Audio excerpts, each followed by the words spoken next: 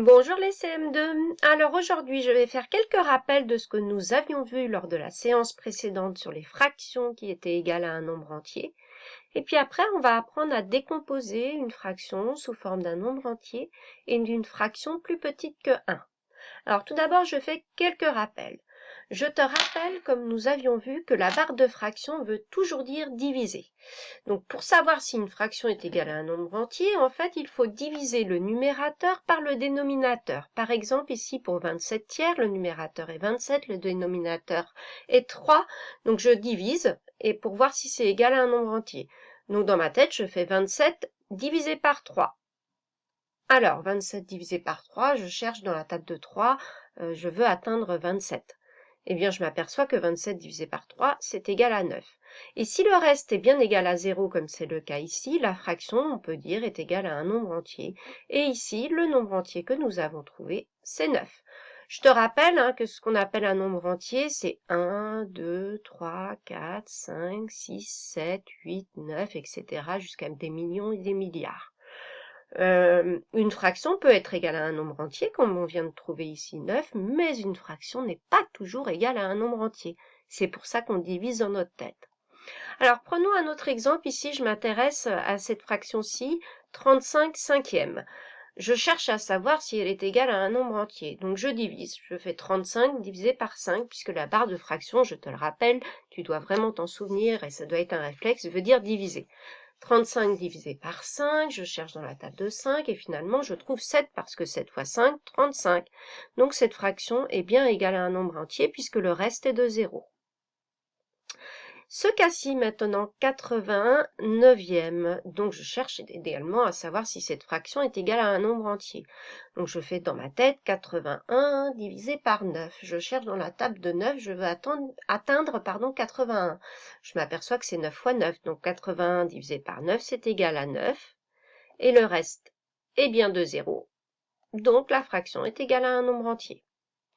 Nous avions vu aussi qu'il y avait d'autres fractions qui pouvaient être égales à un nombre entier. Une fraction dont le dénominateur est 1 est égal toujours à un nombre entier, puisque 4 divisé par 1, ça fait 4. 16 sur 1, ça fait 16, parce que 16 divisé par 1, ça fait 16. Et une fraction également, il faut le savoir, et ça on l'avait déjà vu, c'est du CM1, une fraction dont le numérateur est égal au dénominateur, elle est également toujours égale à 1. Donc ici, 6 divisé par 6, ça fait bien 1. 6 sixième, c'est égal à 1.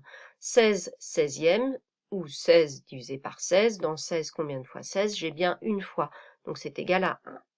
Donc voilà toutes les différents cas où on voit qu'une fraction est égale à un nombre entier. Alors aujourd'hui, on va plutôt voir des cas où le reste n'est pas de 0. Il y a un reste, donc on va s'apercevoir qu'on va pouvoir décomposer la fraction sous forme d'un entier, plus un reste qui va être sous forme de fraction. Alors écoute bien puisque c'est nouveau. Je prends 21 quarts. Je cherche à savoir, à décomposer cette fraction sous forme d'un entier, donc je cherche déjà à savoir si cette fraction est égale à un nombre entier. Donc même méthode que tout à l'heure, je fais 21 divisé par 4 dans ma tête, je suis dans la table de 4, je cherche à m'approcher le plus possible de 21, mais en restant toujours en dessous pour ce résultat. Alors j'essaye, 4 fois 4, 16, non, j'essaye encore, 4 fois 5, 20, on est assez proche là de 20, on est juste un en dessous 21. Et puis j'essaye au-dessus quand même, toujours 4 fois 6, 24, ça va pas parce que je suis au-dessus de 21. Donc ça fait 5. Le problème, c'est que 5 fois 4, ça fait 20. Et il y a un reste qui est égal à 1. Donc on avait vu avant les vacances, ou la séance précédente, pardon, qu'on avait écrit ça comme ça, reste 1. Mais cette écriture ne correspond pas à une écriture fractionnaire. Et quand on va décomposer une fraction sous forme d'un entier, l'entier, on l'a trouvé, c'est 5. Et d'un reste, ce reste est toujours plus petit que 1, et ce reste, en fait, s'écrit sous forme de fraction. Donc, je te montre comment on va l'écrire. On va écrire, alors, 21 quarts. Je suis désolée, j'écris pas très bien, mais j'écris avec ma souris. Donc on a trouvé 21 divisé par 4, on a trouvé 5 pour s'approcher le plus possible. Et puis mon reste, il reste 1, mais ce reste, il est sous forme de fraction. C'est 1 quart qui reste. Donc il reste 1 quart. Donc on mettra en fait entre les deux ce signe plus. C'est une décomposition additive.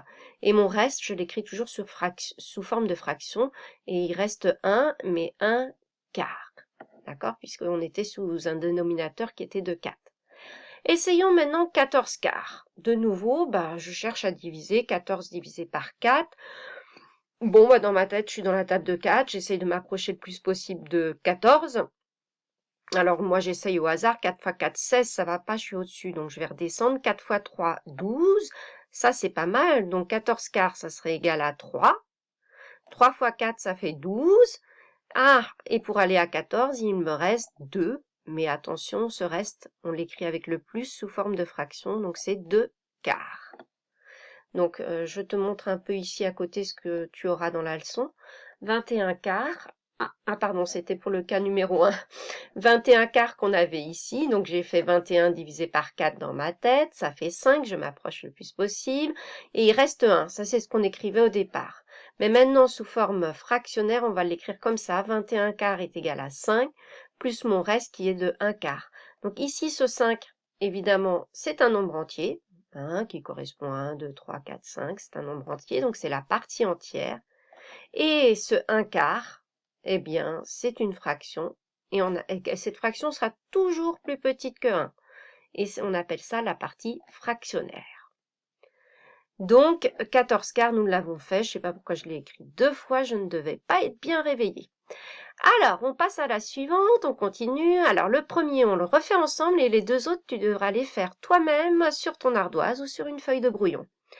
28 huitièmes. Alors, je cherche, ma consigne d'aujourd'hui, c'est à décomposer cette fraction sous forme d'un entier. Donc, pour ça, je vais diviser. Et un reste. Ici, on va s'apercevoir qu'il y aura un reste qui sera sous forme de fraction, toujours plus petite que 1. Donc, je cherche mon entier. 28 divisé par 8. Je suis dans la table de 8 et je veux m'approcher le plus possible de 28. Alors, moi, j'essaye au hasard. 8 fois 3, 24. Bon, pas mal, mais j'essaye toujours au-dessus. 8 fois 4, 32. Ah, ça va pas. Donc, c'était bien 3. Parce que 32, je suis au-dessus, ça va pas. 8 fois 3, 24. 24, mais pour aller à 28, il me reste 4. Mais attention, on va écrire plus. Sous forme de fraction, ce qui reste, c'est une fraction 4 huitièmes. Voilà, c'est pas si dur que ça finalement. Allez, je te laisse faire la suivante, celle-ci, 23 tiers, sur ton ardoise. Donc, tu utilises la technique qu'on vient de voir. Tu n'es pas obligé de faire une pause sur la vidéo, je te laisse du temps. Bon travail, à tout de suite.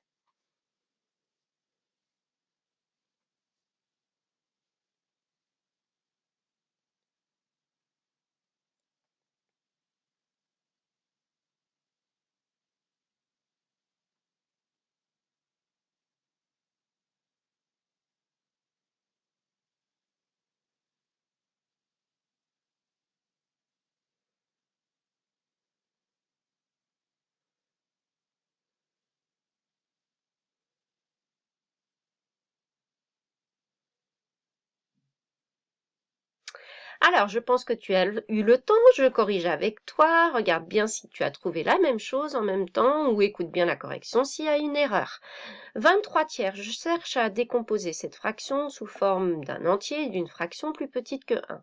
Donc, je fais 23 divisé par 3 dans ma tête, 23 divisé par 3, je suis dans la table de 3, je m'approche le plus possible. 3 fois 6, 18, mais là je suis bien en dessous, j'essaye au-dessus. 3 fois 7, 21, c'est pas mal, je m'approche, mais j'essaye quand même au-dessus pour voir. 3 fois 8, 24, ça va pas, je suis au-dessus, donc c'était 3 fois 7. 3 fois 7, 21. Le reste n'est pas de 0, on voit bien, parce que pour aller de 21 à 23, il reste 2, attention, sous forme de fraction, 2 tiers. Voilà, allez, la dernière, je te laisse la faire. Le reste sera peut-être égal à une fraction inférieure à 1 ou le reste sera peut-être de 0. À toi de voir, à toi de jouer. À tout de suite pour la correction.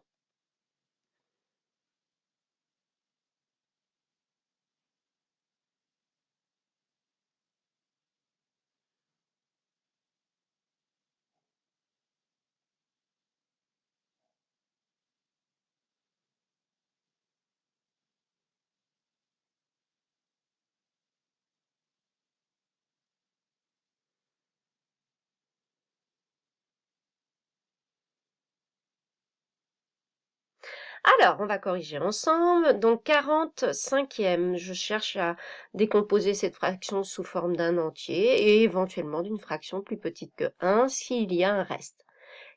40 divisé par 5, je suis dans la table de 5, je m'approche le plus possible de 40 et comme je connais bien ma table, je m'aperçois que 8 fois 5, 40. Et il n'y a pas de reste, donc je n'écris rien de plus. Je m'arrête là. C'était le cas qu'on avait vu la séance d'avant. Le plus simple possible, mais ça peut arriver. Allez, maintenant, il va falloir que tu t'entraînes. Je vais te donner des exercices à faire sur ton cahier. À bientôt pour une prochaine vidéo. Ciao!